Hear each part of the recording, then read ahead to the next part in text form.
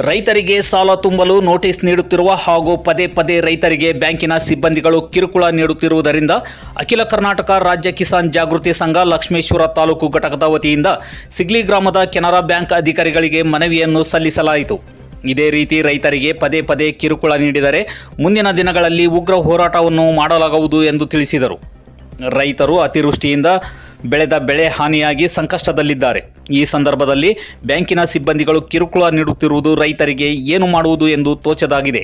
ಹಾಗಾಗಿ ಕೂಡಲೇ ಬ್ಯಾಂಕಿನ ಅಧಿಕಾರಿಗಳು ಇದರ ಬಗ್ಗೆ ಪರಿಶೀಲಿಸಿ ಸೂಕ್ತ ಕ್ರಮಗಳನ್ನು ಕೈಗೊಳ್ಳಬೇಕು ಎಂದು ತಮ್ಮ ಆಕ್ರೋಶವನ್ನು ಹೊರಹಾಕಿದರು. ಈ ಸಂದರ್ಭದಲ್ಲಿ ಅಖಿಲ ಕರ್ನಾಟಕ ರಾಜ್ಯ ಕಿಸಾನ್ ಜಾಗೃತಿ ಸಂಘದ ಅಧ್ಯಕ್ಷರಾದ ಟಾಕಪ್ಪ ಸಾತಪೂತೆ, ನಿಂಗಪ್ಪ ಬನ್ನಿಕೊಪ್ಪ, ಮಂಜುನಾಥ್ ಡೊಳ್ಳಿನ, ನಾಗರಾಜ್ ಪಾಟೀಲ್, ಪ್ರಭಾಕರ್ ಜಾಧವ್, ದಾನಪ್ಪ ಲಮಾಣಿ, ಅರುಣ್ ಕಾರ್ಬಾರಿ, ಉಮೇಶ್ ಲಮಾಣಿ, ಬಸವರಾಜ್ ನಾಯಕ್, ಲಿಂಬಣ್ಣ ಕಾರ್ಬಾರಿ, ಚಂದಪ್ಪ ಪೂಜಾರ್, ತಾವಪ್ಪ ಕಾರ್ಬಾರಿ ಮುಂತಾದವರು ಉಪಸ್ಥಿತರಿದ್ದರು. ವರದಿ ಜ್ಯೋತಿಬಾ ಮುಳುಗುಂದ, N+ ನ್ಯೂಸ್, ಲಕ್ಷ್ಮೇಶ್ವರ.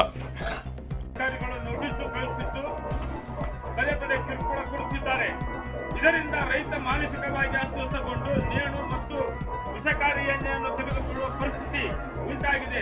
ಸರ್ಕಾರವು ಕೂಡ ರೈತರಿಗೆ ಸಾಲ ತುಂಬಲು ಪದೇ ಪದೇ ಕಿರುಕುಳ ನೀಡಬಾರದೆಂದು ತಿಳಿಸಿದೆ.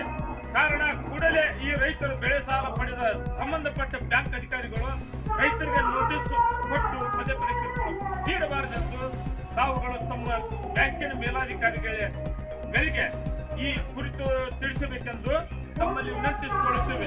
ಒಂದು ವೇಳೆ ಕೂಡಲೇ ಈ ಕ್ರಮ ಕೈಗೊಳ್ಳದಿದ್ದಲ್ಲಿ ಸಮಸ್ತ ರೈತರು ಸೇರಿ ಉಗ್ರ ಹೋರಾಟ ಕೈಗೊಳ್ಳಲೆಂದು ತಮ್ಮಲ್ಲಿ ಕೇಳ್ಕೊಳ್ತೀವಿ. ಆದಷ್ಟು ನೀವು ಇದನ್ನ ಸ್ವಲ್ಪ ಏನು ಅಧಿಕಾರಿಗಳಿಗೆ ಕಳಿಸ್ರಿ.